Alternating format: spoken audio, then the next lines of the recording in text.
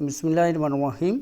Students, आज हम तामीरी फ़िक्र पर मबनी सवालात करेंगे, यानी CRQs करेंगे, यूनिट 3 केमिकल बॉन्डिंग के। तो ये बहुत इंपॉर्टेंट क्वेश्चन है, इन्हें लाजमी तैयार कीजिए। पहला क्वेश्चन है, HF यानी हाइड्रोफ्लोरिक एसिड एक माया है और HCl यानी हाइड्रोक्लोरिक एसिड एक गैस है, ऐसा क्यों है? स्टूडेंट, ये वाला जो कंपाउंड है हाइड्रोफ्लोरिक एसिड, इसमें भी हाइड्रोजन एटम है, हाइड्रोक्लोरिक एसिड है, इसमें भी हाइड्रोजन एटम है।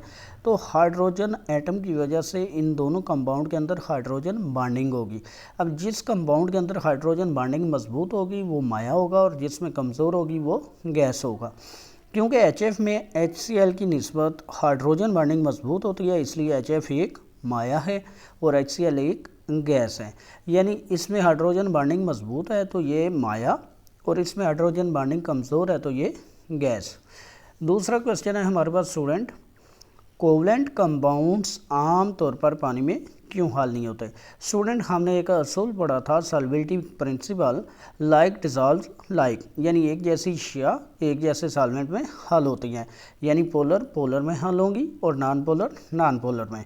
अब चूँकि कोवलेंट कंपाउंड ज़्यादातर नॉन पोलर होते हैं और पानी पोलर होता है, इसलिए हल नहीं होते। कोवलेंट कंपाउंड्स आमतौर पर पानी में हल पजीर नहीं होते क्योंकि ज़्यादातर कोवलेंट कंपाउंड्स नॉन पोलर हैं जबकि पानी पोलर है। तो स्टूडेंट, यही प्रिंसिपल अडॉप्ट किया इस क्वेश्चन में भी कि सॉल्वेबिलिटी प्रिंसिपल क्या है, लाइक डिजॉल्व्स लाइक। तीसरा क्वेश्चन है हमारे पास, मेटल्स हरारत की कंडक्टर कैसे है? ये बहुत इंपॉर्टेंट क्वेश्चन है क्योंकि इनमें आज़ाद इलेक्ट्रॉन होते हैं जिसकी वजह से ये हरारत और बिजली की अच्छी कंडक्टर होती हैं। फ्री इलेक्ट्रॉन्स की मौजूदगी की वजह से मेटल्स हरारत और बिजली की कंडक्टर है। स्टूडेंट, इनसे तो आप अच्छी तरह वाकिफ़ ही है। चलते हैं चौथे क्वेश्चन की तरफ। चौथा क्वेश्चन बहुत इंपॉर्टेंट है, नाइट्रोजन कितनी किस्म के ऑक्साइड्स बनाती है? इन ऑक्साइड्स के फार्मूले लिखें। तो स्टूडेंट, ये बहुत इंपॉर्टेंट है, नाइट्रोजन 5 किस्म के ऑक्साइड्स बना सकती है। अब पहला ऑक्साइड देखते हैं जी, डाई नाइट्रोजन ऑक्साइड या नाइट्रस ऑक्साइड। अब अगर हम इसका फार्मूला लिखें तो डाई नाइट्रोजन यानी N हम 2 लिखेंगे, ऑक्साइड सिंगल है तो हम O लिखेंगे, यानी N2O, डाई नाइट्रोजन ऑक्साइड।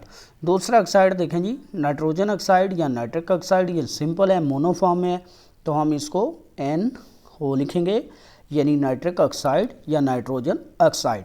तीसरा ऑक्साइड देखें जी, डाई नाइट्रोजन ट्राई ऑक्साइड, 2 इसमें एटम नाइट्रोजन के और 3 एटम ऑक्सीजन के, यानी नाइट्रस एनहाइड्राइड भी इसका दूसरा नाम है।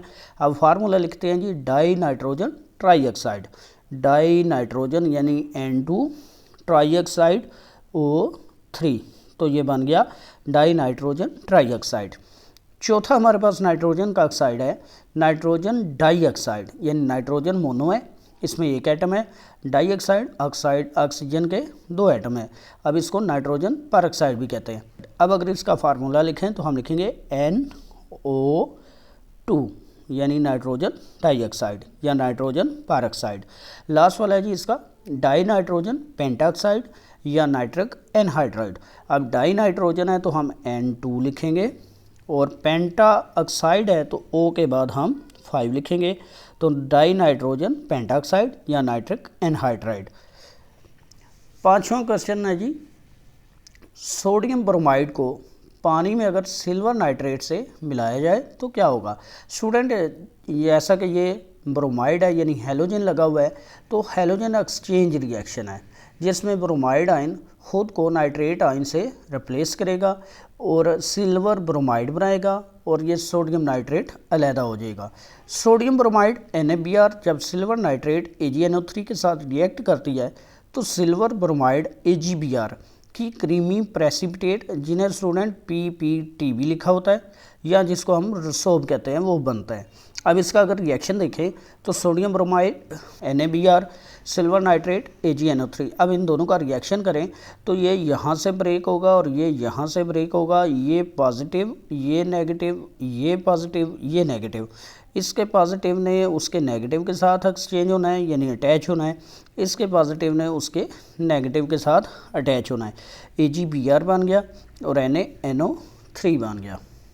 छठा क्वेश्चन है, आयोडीन एक ठोस जबकि क्लोरीन एक गैस के तौर पर क्यों पाई जाती है। ये बहुत इंपॉर्टेंट है, अक्सर पेपर में आता है।